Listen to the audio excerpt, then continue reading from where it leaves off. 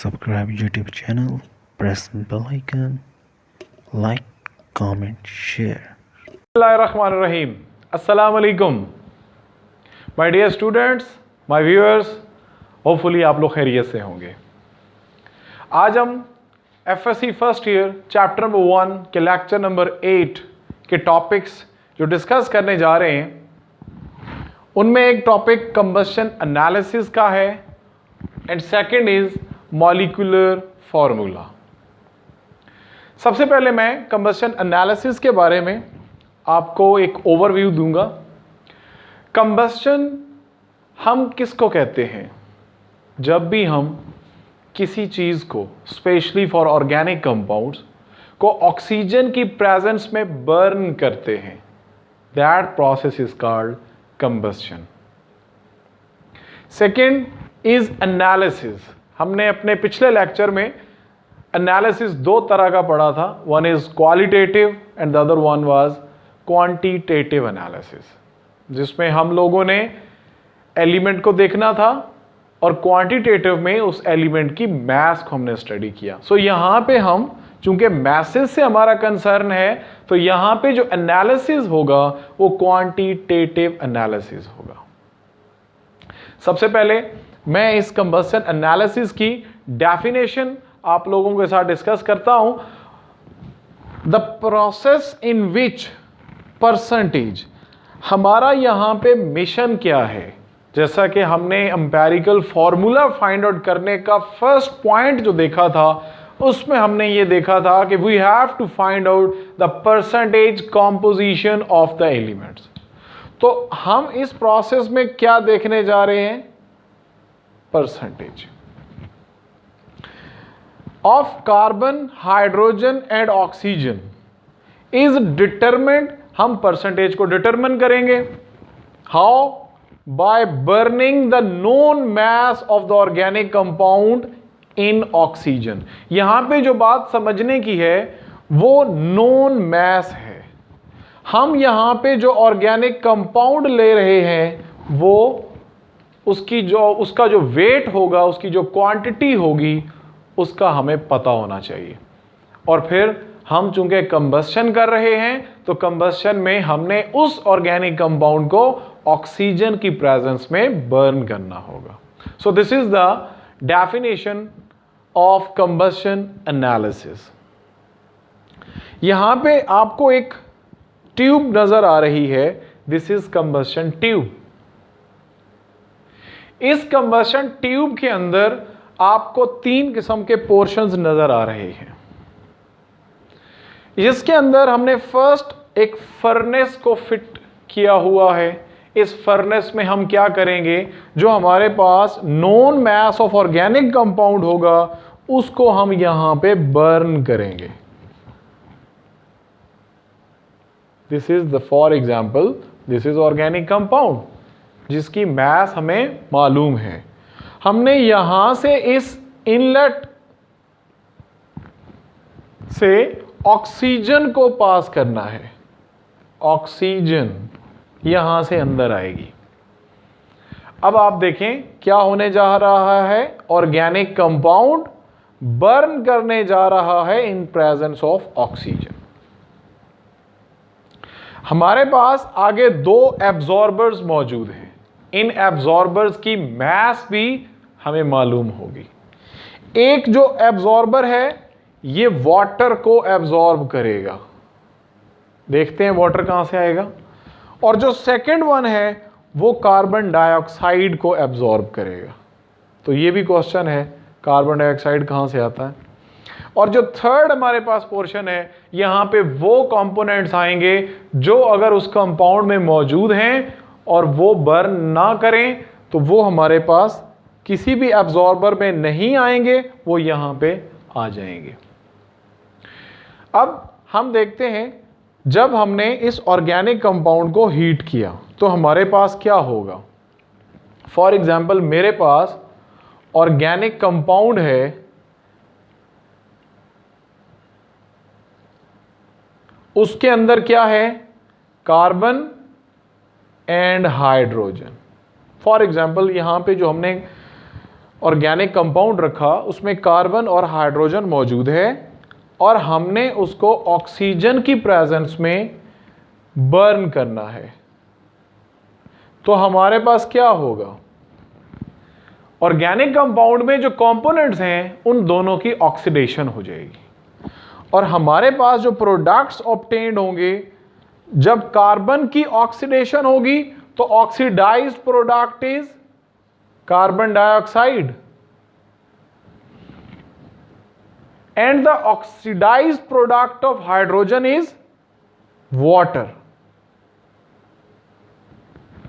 दोबारा ये पॉइंट सुन लें, ऑर्गेनिक कंपाउंड के अंदर कार्बन और हाइड्रोजन होता है, उसको जब ऑक्सीजन की प्रेजेंस में आपने बर्न किया तो हमारे पास कार्बन का ऑक्सीडाइज प्रोडक्ट ऑब्टेन्ड हुआ कार्बन डाइऑक्साइड, और हाइड्रोजन का ऑक्सीडाइज प्रोडक्ट हमारे पास क्या कहलाता है? वाटर, जो हमारे पास आया।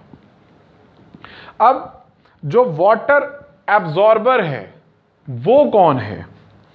ये आप लोगों ने याद रखना है, मैग्नीशियम परक्लोरेट MgClO4। वाटर यहां पे एब्जॉर्ब हो जाएगा। This water absorber is called magnesium perchlorate, जिसकी मास का हमें पता था और उसने वाटर को, जो वाटर वहां से प्रोड्यूस हुआ वो उसने एब्जॉर्ब कर लिया। Second is carbon dioxide absorber. ये क्या होता है? ये 50% पोटेशियम हाइड्रोक्साइड होता है जो कार्बन डाइऑक्साइड को एब्जॉर्ब कर लेता है। तो बच्चों ये दोनों चीजें आप लोगों ने अपने माइंड में रखनी है, ये एमसीक्यू पॉइंट ऑफ व्यू से इंपॉर्टेंट है। Magnesium perchlorate absorbs water and potassium hydroxide absorbs carbon dioxide. अब जैसे मैंने आपसे पहले ही आपको ये बताया कि इन दोनों की मैसेज भी हमारे पास नोन थी, तो जब इन्होंने वाटर को एब्जॉर्ब किया, कार्बन डाइऑक्साइड को एब्जॉर्ब किया, तो इनकी मैसेज में इंक्रीज हुआ और उस इंक्रीज जो मैस था वो हमें किसकी मैस के बारे में इंफॉर्मेशन दे रहा है?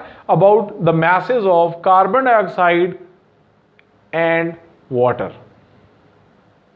अब हम इस मेथड से कार्बन और हाइड्रोजन की मैसेज को फाइंड आउट करेंगे और जो ऑक्सीजन की मैस होगी उसको हम डिफरेंस मेथड से फाइंड आउट करते हैं। तो अब मैं चलता हूं, परसेंटेज ऑफ कार्बन हम यहां से कैसे फाइंड आउट करेंगे उसका फॉर्मूला देखते हैं हम। सबसे पहले आप देखें हमारे पास, हम यहां पे देख लेते हैं परसेंटेज ऑफ कार्बन हमारे पास कैसे आएगी। हमारे पास टोटल अमाउंट इस ऑर्गेनिक कंपाउंड की थी, तो उसको आपने यहां पे रखना है। जो रिएक्शन स्टार्ट करने से पहले ऑर्गेनिक कंपाउंड की जो आपने मैस ली थी वो यहां पे, उसमें से कार्बन डाइऑक्साइड कितना प्रोड्यूस हुआ, तो अब क्या हो जाएगा? हमने टोटल मैस नीचे रखी और कार्बन डाइऑक्साइड जो हमारे पास प्रोड्यूस हुआ हमने टोटल मैस के साथ उसको डिवाइड कर दिया। अब ऑर्गेनिक कंपाउंड में इतनी कार्बन डाइऑक्साइड प्रोड्यूस हुई। अब कार्बन डाइऑक्साइड का हमारे पास मैस कितना होता है?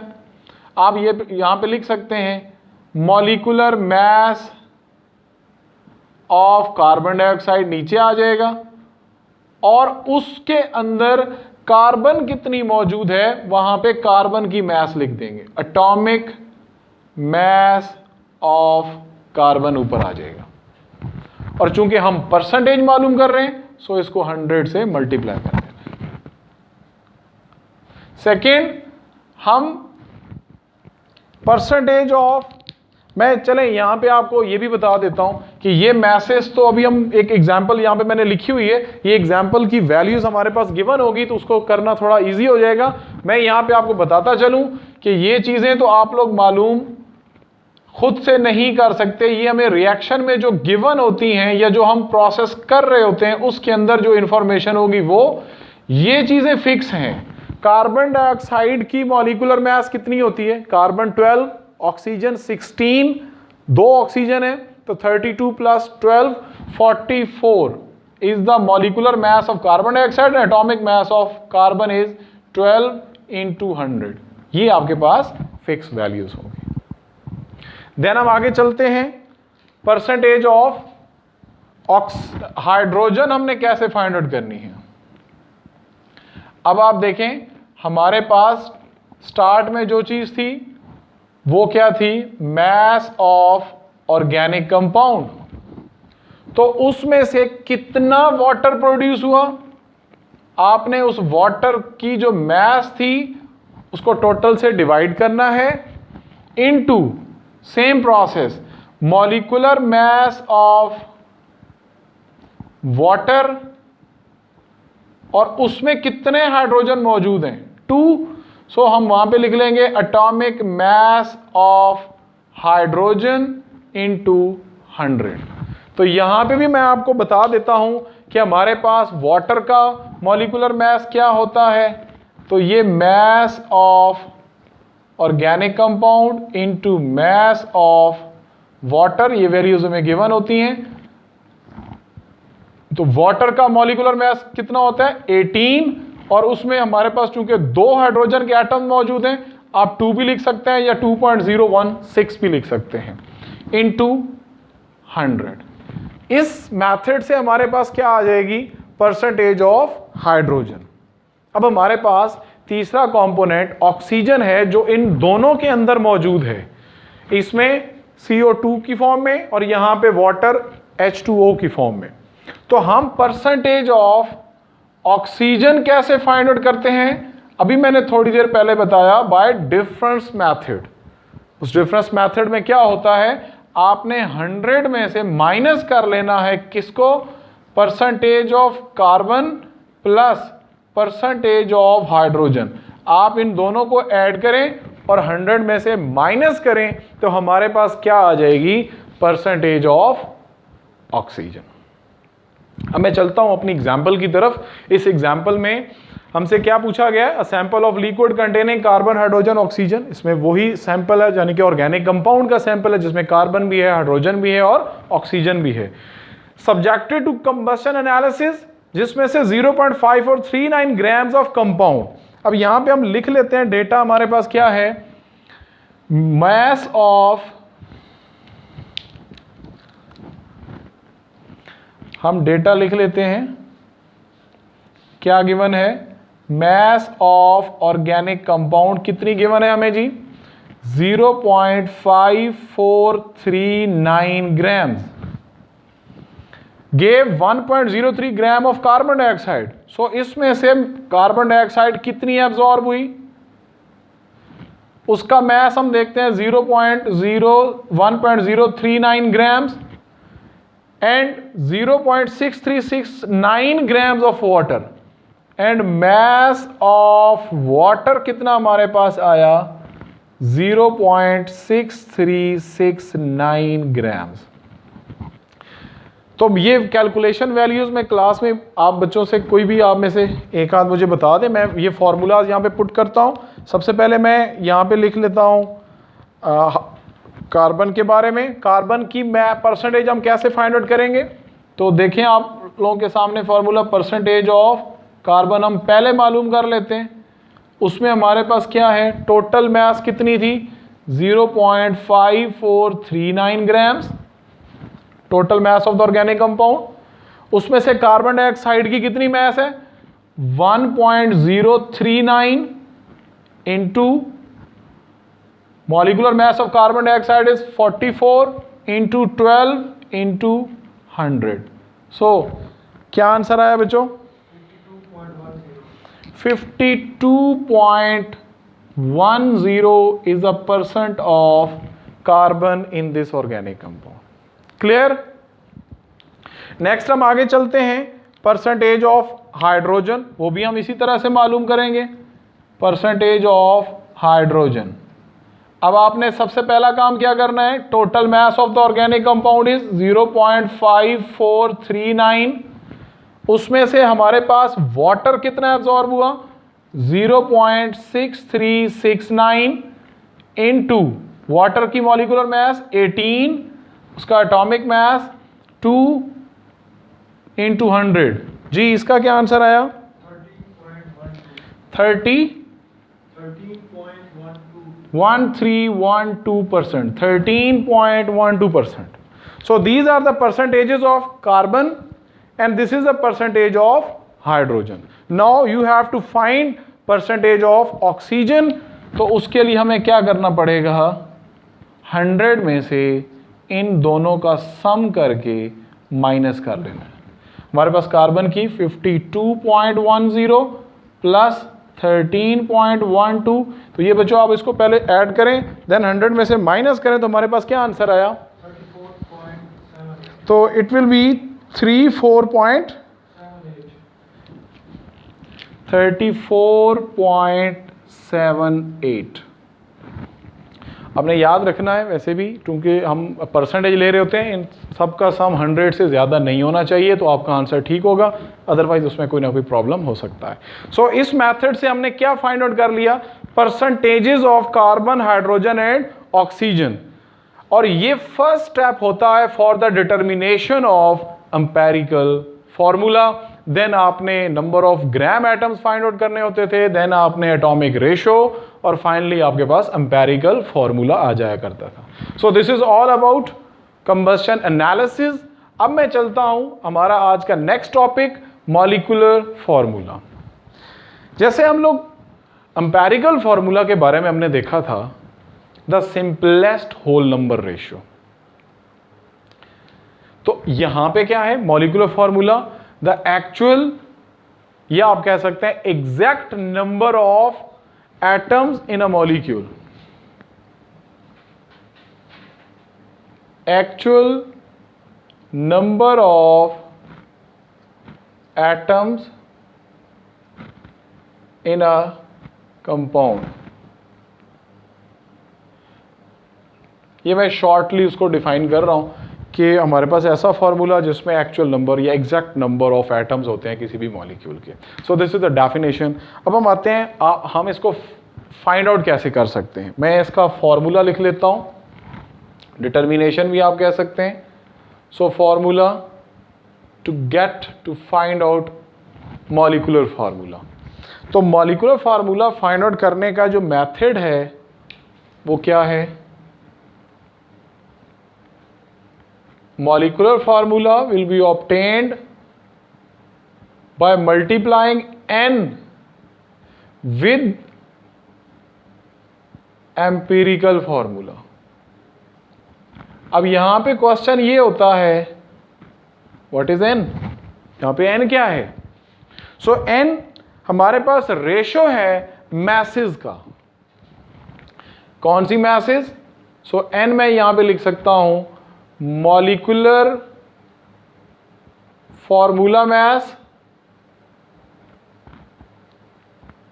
जो आपके पास मॉलिक्यूल होगा उसका जो मास होगा divided by empirical formula mass. आप इसको डिवाइड करेंगे, इसकी रेशो जो आएगी उसको एम्पेरिकल फॉर्मूला से मल्टीप्लाई करेंगे, तो आपके पास मॉलिक्यूलर फॉर्मूला आ जाएगा। सो ये इंशाल्लाह हम नेक्स्ट न्यूमेरिकल्स जब करेंगे तो उसमें ये चीज़ें मैं आपके साथ डिस्कस कर लूँगा। नेक्स्ट मैं इसकी एग्जांपल आपको दे देता हूँ। एग्जाम्पल में इस n की इंपॉर्टेंस को हम डिस्कस कर लेते हैं। हमारे पास अक्सर यूं भी होता है कि कुछ ऐसे हमारे पास कंपाउंड होते हैं जिनका जो एम्पेरिकल फॉर्मूला होता है वो ही उनका मॉलिक्यूलर फॉर्मूला भी होता है। और ऐसा कब होता है हम ये देखते हैं, जब हमारे पास ये n जो है, नंबर 1 लिख लेते हैं, when this n is equal to 1, जब ये n क्या होगा 1 की इक्वल होगा तो उस वक्त मॉलिक्यूलर फार्मूला और एम्पेरिकल फार्मूला क्या होगा? सेम होगा। फॉर एग्जाम्पल अगर मैं आपको यहां पे एग्जाम्पल कोड करूं तो आप देखें, वाटर ये ही एम्पेरिकल फार्मूला है और ये ही मॉलिक्यूलर फॉर्मूला है। क्लियर? जो सिंपलेस्ट होल नंबर में नहीं आ सकता, जो एक्चुअल नंबर है उससे मजीद सिंपल नहीं हो सकता, तो वही उसका मॉलिक्यूलर फार्मूला भी हो गया और वही उसका एम्पेरिकल फार्मूला भी हो गया। इसी तरह अगर मैं यहां पे एग्जांपल कोड कर दूं मीथेन की, मैं अगर सुक्रोज की एग्जांपल कोड कर दूं C12 H22 O11, इन सब के अंदर n की वैल्यू क्या हो गई? 1 हो गई। अब हम सेकेंड उसकी कैटेगरी क्या देखते हैं? When n is not equal to unity, वो 1 की इक्वल नहीं होगा। इसकी एग्जांपल्स भी हमने अपने लास्ट लेक्चर में देखी थी जब मैं एम्पेरिकल फॉर्मूलाज आपको बताता था। इसके अंदर एग्जांपल देखें, हमारे पास अगर ग्लूकोज देखें C6H12O6, what is the value of n? यहां पे n कितना होता था? 6। क्लियर? इसको देख लें, अगर आप सिंपली इसका एम्पेरिकल फॉर्मूला लिख लें तो क्या हो जाएगा? CH2O। तो ये कैसे C6H12O6 होगा? जब आप इसको 6 से मल्टीप्लाई करेंगे according to this formula. Empirical formula को जब आप n से मल्टीप्लाई करते हैं तो वो मॉलिक्यूलर फॉर्मूला आ जाता है। सो यहां पे आप इस एम्पेरिकल फॉर्मूला को किस n से मल्टीप्लाई कर रहे हैं? 6 के साथ। तो आप लिख सकते हैं कि इस के लिए n हमारे पास क्या है? 6। होपफुली ये पॉइंट आपको क्लियर हो गया होगा। इसी तरह अगर मैं आपको सेकंड एग्जांपल कोड करूं H2O2, तो यहां पे n क्या होना चाहिए? वेरी गुड, यहां पे n is 2 because it's empirical formula will be HO। अगर हम उसको 2 से मल्टीप्लाई करेंगे जो कि n होगा, तभी इसका मॉलिक्यूलर फॉर्मूला क्या आएगा? H2O2। गुड। अब हम चलते हैं इनके डिफरेंसेस की तरफ। मैं शॉर्टली उनको भी डिस्कस कर लेता हूं क्योंकि वो भी पेपर पॉइंट ऑफ व्यू से इंपॉर्टेंट है। तो हम इसी टॉपिक में ही इंशाल्लाह उसको यहाँ पे सम अप करते हैं। तो हमारा जो नेक्स्ट अब टॉपिक है वो है difference between empirical formula and molecular formula. हम इन दोनों में डिफरेंस को भी स्टडी कर लेते हैं। मैं यहां पे इसको सेपरेट कर देता हूं, सेपरेटर लगाते हैं। सबसे पहले हम यहां पे देख लेते हैं एम्पेरिकल फॉर्मूला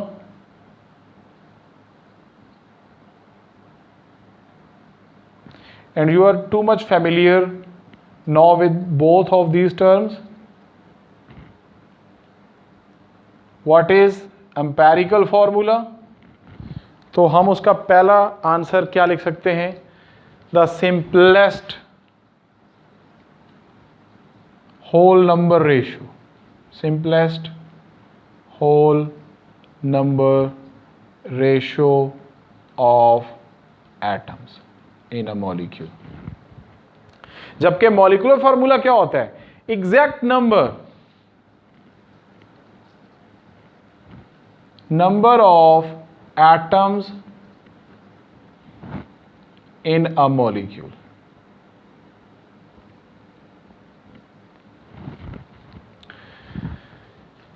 सेकेंड डिफरेंस हम देख लेते हैं कि जो एम्पेरिकल फॉर्मूला होता है, this is for ionic compounds as well as covalent compounds. जैसे मैंने आपको पहले भी बताया था कि जो आयनिक कंपाउंड होता है वो मॉलिक्यूल नहीं होता और उसका जो फॉर्मूला होता है वो एज इटसेल्फ एम्पेरिकल फॉर्मूला होता है, जबकि जो मॉलिक्यूलर फॉर्मूला होता है वो ओनली फॉर कोवलेंट कंपाउंड्स।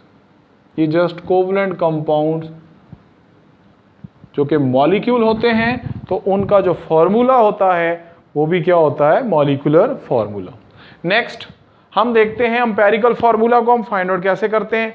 तो थर्ड पॉइंट अभी हमने देखा कि it will be determined by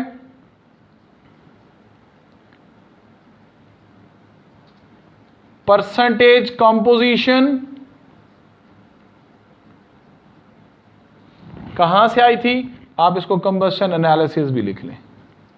जो इंफॉर्मेशन आपको कंबशन एनालिसिस से मिली थी, तो उस तरीके से हम एम्पेरिकल फार्मूला को डिटरमिन कर सकते हैं।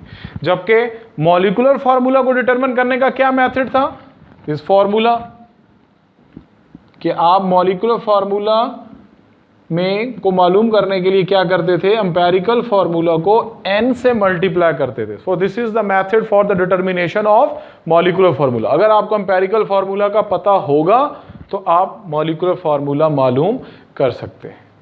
इसी तरह हम यहाँ पे एग्जाम्पल्स अगर देख लें तो एग्जाम्पल्स बार बार हमारे पास वही आती हैं। तो नॉर्मली ये 4 आपने इसमें देनी होती हैं, पॉइंट्स लिखने होते हैं। तो एग्जाम्पल्स एम्पेरिकल फार्मूला में आप लिख लें, फॉर एग्जाम्पल CH लिख लें, HO लिख लें। CH is the empirical formula of benzene, HO is the molecular formula empirical formula of hydrogen peroxide. और इन दोनों के मैं मॉलिक्यूलर फार्मूला लिख लेता हूं, बेंजीन का C6H6 एंड हाइड्रोजन पेरोक्साइड का H2O2। So my dear students, आज के लिए हमारा ये टॉपिक इतना ही काफ़ी है। इंशाल्लाह मैं अपने नेक्स्ट लेक्चर में कोशिश कर रहा हूँ कि मॉलिक्यूलर एम्पेरिकल फार्मूला जो हमारे पास है उनकी हम कुछ एग्जाम्पल्स जो आपकी एक्सरसाइज में हैं, जो इक्वेशंस आपकी जो चैप्टर के एंड में एक्सरसाइज में जो आपके हैं क्वेश्चंस, उनको और जो एग्जाम्पल्स हैं उनको भी सॉल्व करें। तो अपना बहुत ज़्यादा ख्याल रखिएगा। Thank you so much. अस्सलाम वालेकुम व रहमतुल्लाह व बरकातुहू।